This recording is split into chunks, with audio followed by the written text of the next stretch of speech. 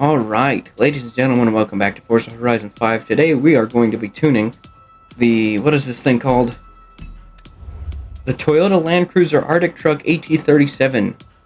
Make it a decent off-road vehicle. It is already very capable because of how big the tires and stuff are. First things first, we're going to get rid of this diesel engine in it and put in something a little bit better. What do we got?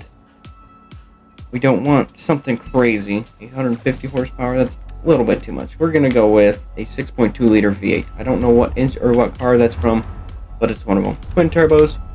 It's already all-wheel drive, so we're going to leave it. Don't believe we can add any adjustable aero. I don't think we really need it. We can make it look cool, though, which is always important. And mud flaps. Yeah, we're getting the mud flaps. We'll leave everything else off of it. Tires, I believe, are already off-road. Oh, they're rally. We're going to go for off-road, because when we're done tuning it, it will handle decently on rally and like partially on road tracks as well anyway. Basically, we're just going to all the way upgrade this thing. I don't know if we're going to end up in S1 or if we're going to end up in A-Class, top A-Class. Remains to be seen. We're going to go with a race diff because we don't want to bother all the brakes, all the anti-roll bars. Basically, just upgrade everything. Make it. That took over 1,000 pounds out of it, so that's good. And now we come to power. I think we're just gonna we're just gonna make it A-Class. That's all we're gonna do. We add anything? Turbos. We want a little bit of extra RPM out of it, and then we're gonna fill up the rest of the power with just miscellaneous stuff. We should be able to get perfectly A800. So we have 660 horsepower. We lost over 1,000 pounds. We have better lateral G's. Let's jump into tuning this guy. So we're just done saving. I'm going to tune it. Ooh, that's not what we want. I'm going to tune it basically how I tune most of my other cars, except for the suspension's going to be a lot softer.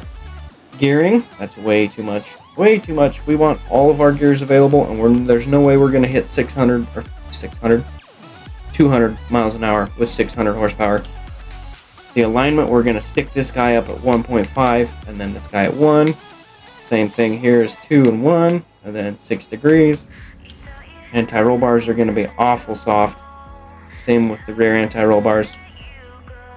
Front springs, we're going to soften them up all the way. We're going to leave the rear. We may stiffen those here in a minute, and then we will increase the ride height as high as it'll go if it's not already there. We're going to put this guy at 5. And this guy at 4, and then this one at 2.5, so 50%, and then this one at 2. Aero we're not going to bother with because we don't have any differential. Here's where we want to fiddle with a bunch. 30% or 35% on the front, and then 25% on decel. We're going to put 55% on the rear. That gives us a little bit more lockup in the rear, increases oversteer. We're going to leave that guy at 30. And we're going to leave it at 50-50.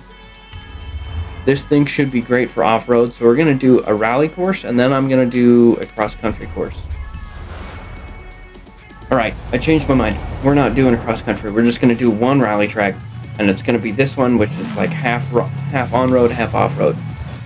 Half dirt, half asphalt. And we're going to do rivals. This thing is very, very good at handling. I went and did another race.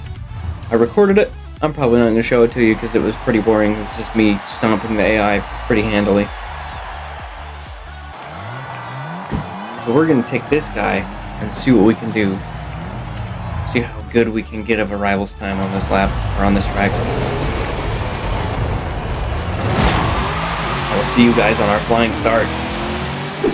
Alright, here we come up to our flying lap. We got to be careful because this guy's a little slippery on asphalt. Rear end likes to slide, but the rest of the time, this thing's pretty good.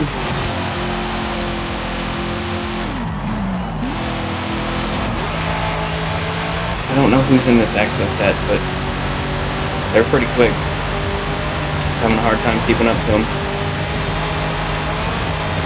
We are keeping up to them, though, which is pretty impressive, because this thing weighs like 3 times what that does. Slow down, we don't want to bounce the wall!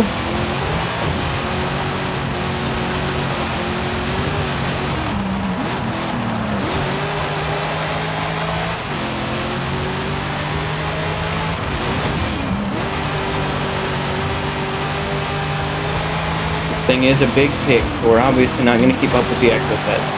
However, this thing does handle really well still on the dirt and on the asphalt. It's definitely slippery on the asphalt. We don't want to crash.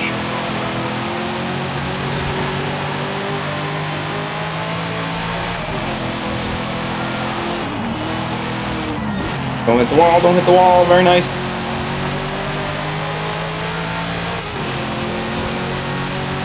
See how much time we cut off.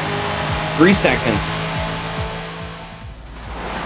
Well, I could not put in another good lap.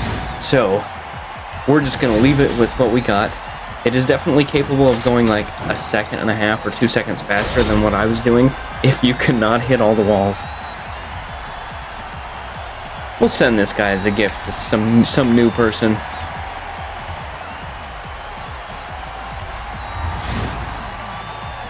Oh, so we were behind Donjo on song.